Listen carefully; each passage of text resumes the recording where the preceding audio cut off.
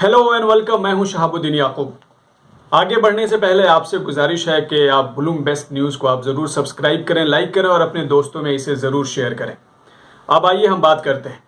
आप जानते हैं कि आपको भी हो सकता है आप भी इस बात के लिए चिंता कर रहे हो या ये सोच रहे हो कि अब अमेरिका में क्या होने जा रहा है। इसलिए कि अमेरिका के ये पहला ऐसा इलेक्शन है कि जिसे हर मुल्क के अंदर इस तरीके से, हर देश के अंदर इस तरीके से देखा जा रहा है जैसे उसी देश का इलेक्शन हो। हर आदमी जानना चाहता है कि भाई ट्रंप दोबारा प्रेसिडेंट बनेंगे या जो बाइडेन बनेंगे, आगे क्या होगा, अगर नहीं बनेंगे तो क्या होगा। यानी इस वक्त सही मानों में अगर आप देखें तो पूरी दुनिया में जो अमेरिका का इलेक्शन है उसके ताल्लुक से बहुत तरह की चीज़ें चल रही हैं। हर आदमी जानना चाहता है कि होगा क्या। इस वक्त अगर अमेरिका की अगर आप सूरत हाल देखें तो वहाँ पे अलग अलग शहरों में लोग सड़कों पे आ चुके हैं और खतरा इस बात का है कि कहीं मुल्क में सिविल वॉर ना हो जाए। इसीलिए वहाँ की जो सीक्रेट जो एजेंसीज हैं या सर्विसेज की जो हैं वो बहुत इस वक्त एक्टिव हैं और वो इस बात को यकीनी बनाने में लगी हुई है कि मुल्क में किसी तरह अफरा तफरी न हो। लेकिन एक चीज़ आप जहन में रखिए कि इस वक्त ट्रंप जब पहली बार 2016 में जब आए थे तो उस वक्त अमेरिका उन्हें जानता नहीं था। इसलिए जब वो जीत गए तो लोगों ने हैरानी जाहिर की और लोगों ने कहा भाई वो कैसे जीत गए। लेकिन इस 4 साल के अंदर पूरा अमेरिका ही नहीं, पूरी दुनिया उनको अच्छी तरह समझ गई है। पूरा अमेरिकन जो लोग हैं वो उन्हें अच्छी तरह समझ गए हैं। और ये जो कहा जा रहा था कि वो अमेरिका के अंदर अब पॉपुलर नहीं है, लोग उन्हें पसंद नहीं करते, इस इलेक्शन ने ये साबित कर दिया है कि ये बात गलत है। उसकी वजह यह है कि 2016 में जितना उनको वोट मिला था उससे 40 लाख से ज़्यादा वोट इस बार मिला है। और अगर आप देखें रेशियो, अगर आप देखें इस वक्त जो बाइडेन को जो मिला है और जो ट्रंप को मिला है परसेंटेज, तो आप कह सकते हैं कि ऑलमोस्ट 50-50 के आसपास, कहीं 48% कहीं ट्रंप हैं तो कहीं पे वो 49 है, कहीं 50 है। लेकिन अगर आप ओवरऑल अगर आप इसे कह सकते हैं तो इतना कड़ा मुकाबला था कि 50-50 के आसपास दोनों को वोट मिले हैं। इससे ये भी अंदाज़ा होता है कि अब अमेरिका की जो सोसाइटी है, अमेरिका एज ए कंट्री 2 हिस्सों में, 2 खेमों में बिल्कुल डिवाइड हो चुका है। जितना उधर लोग हैं उतने इधर लोग हैं। उसके अलावा आप इस बात से भी अंदाज़ा लगा सकते हैं कि 2008 में जितना ओबामा को वोट मिला था उससे कहीं ज़्यादा वोट इस बार हारने वाले ट्रंप को मिला है। इससे भी आप अंदाज़ा लगा सकते हैं कि ट्रंप की जो पॉपुलैरिटी है अमेरिका के अंदर वो बहुत ज़्यादा है। यानी वहाँ की आवाम ये चाहती है कि ट्रंप आए।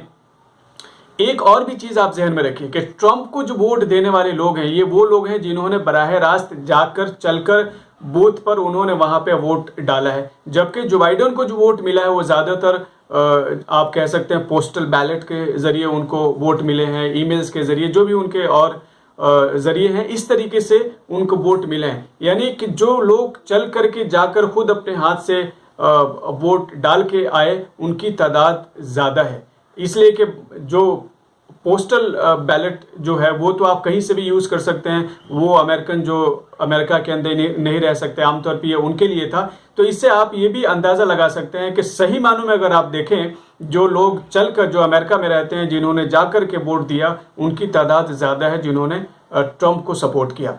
उसके अलावा और दूसरी इसमें बड़ी बात क्या है, इसमें दूसरी बड़ी बात यह है कि ट्रंप जिस दौर में इलेक्शन लड़ रहे थे उससे ठीक पहले कोरोना आ गया था, उससे ठीक पहले जॉर्ज फ्लॉयड का कत्ल हो गया था। ये 2 सानहा जो है अमेरिका के लिए कहा जा रहा था कि हो सकता है इससे बहुत ज़्यादा इम्पैक्ट इसका हो और ट्रंप इलेक्शन हार जाएं। लेकिन इसके बावजूद भी, यानी कोरोना में सबसे ज़्यादा वहाँ पे लोग मरे, इतने बड़े पैमाने पे कोरोना से तबाही हुई, उसका असर था।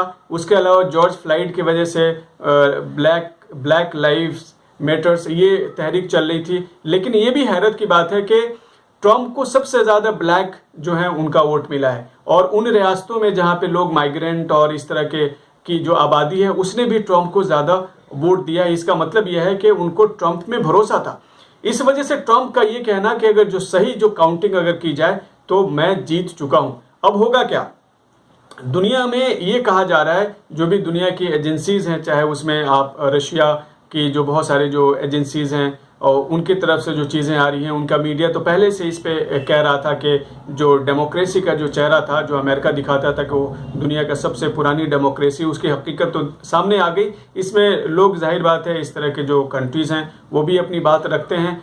लेकिन इस वक्त सबसे बड़ा खतरा ये पैदा हो गया है कि ट्रंप जिस तरह के इंसान हैं वो जल्दी से हार नहीं मानते, और अगर उन्हें ये यकीन हो गया कि अब उनको जाना ही है तो 20 जनवरी तक जो उनके पास पावर है उसका इस्तेमाल करके हो सकता है वो कुछ ऐसे बड़े फैसले ले लें कि उसके बाद अगर जो बाइडन आते हैं तो उनके लिए बहुत ज़्यादा मुश्किल पैदा हो जाएगी, बहुत ज़्यादा दुश्वारियां पैदा हो जाएंगी। उसके अलावा ये भी कहा जा रहा है कुछ लोगों के ज़रिए, हालांकि बड़े दबे लफ्ज़ों में इस बात को कही जा रही है कि कहीं ऐसा ना हो कि इस दिसंबर के अंदर यानी 20 जनवरी से पहले, और अब तो ये वक्त शुरू हो चुका है, इसमें कोई पूरी दुनिया के अंदर ही कोई इतना बड़ा कोई वाकया पेश ना आ जाए कि जिससे ट्रंप जो है वो कहें कि भाई अब वक्त नहीं है कि मैं जो बाइडन को आगे ले आऊं और कहूँ भाई आप मुल्क चलाएं। वो मुल्क नहीं चला सकते, मैं ही मुल्क चलाऊंगा, इसलिए कि मैं जीत चुका हूं, अब उन सब झगड़ों में पढ़ने का हमारा वक्त नहीं जाए। इस इलेक्शन में दो और भी चीज़ें हैं जो बहुत अहम हैं, और वो ये है कि पहली बार अमेरिकन हिस्ट्री में ऐसा हुआ है कि इतने बड़े पैमाने पर वोटर्स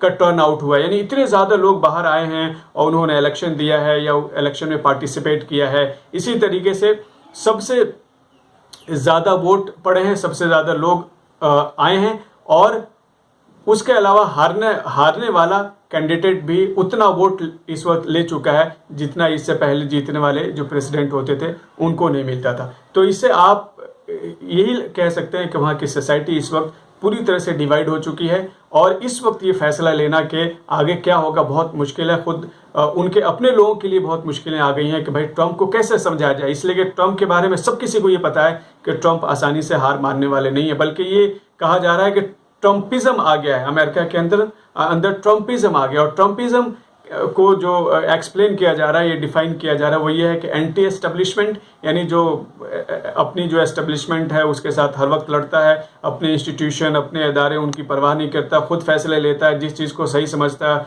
वो कर गुजरता है, जो उसके दिमाग में नहीं जाता, जो उसे समझता है कि ठीक नहीं है, वो कोई भी कुछ कहता रहे वो उसे मानता नहीं है। और दूसरा ये है कि अमेरिका फर्स्ट, यानी जो उसको सबसे पहले उसे लगता है दुनिया की परवाह हम बाद में करेंगे, ग्लोबल अमेरिका बाद में बनेगा, लेकिन पहले वो अमेरिका बनेगा जो अमेरिकन जिससे ज़्यादा फ़ायदा हासिल कर सके। जो अमेरिकन जो लोग हैं, जो वहाँ के रहने वाले लोग हैं, वो उनको ज़्यादा फ़ायदा मिले। लेकिन अगर आप ऐसे भी एक और भी चीज़ देखें तो जो अमेरिकन जो वहाँ के जो गाँव और देहात और कस्बे जो हैं, इसमें रहने वाले जो अमेरिकन हैं उन्होंने ज़्यादा ट्रंप को वोट दिया है बनिस्बत उनके जो शहरों में रहते हैं। शहरों में रहने वाले जो लोग हैं वो ज़्यादातर जो बाइडन को और डेमोक्रेट को उन्होंने ज़्यादा वोट दिया है। तो इस तरीके से कुल मिलाकर इस बार का आगे क्या होगा अभी तक हर कोई ये जानना चाहता है, लेकिन इस बार के इलेक्शन ने कम से कम दुनिया में जितने भी कंट्रीज़ हैं सबके अंदर एक जोश पैदा कर दिया। हर आदमी, आम आदमी भी ये जानना चाहता है कि भाई क्या हुआ, क्या नतीजा आया, आगे क्या होने जा रहा है, इसका क्या इम्पैक्ट पड़ेगा। यानी इस लेवल पे बेदारी जो है आप कह सकते हैं वो दुनिया में इस वक्त अमेरिका को लेकर पैदा हो चुकी है। लेकिन हमें और आपको इंतज़ार है कि आगे क्या होगा। हम तो यही चाहते हैं कि कुछ अच्छा हो जाए, अगर ट्रंप रहते हैं तो भी अच्छा है, जो बाइडन आ जाए तो भी अच्छा हो जाए, लेकिन दुनिया में अमन रहे।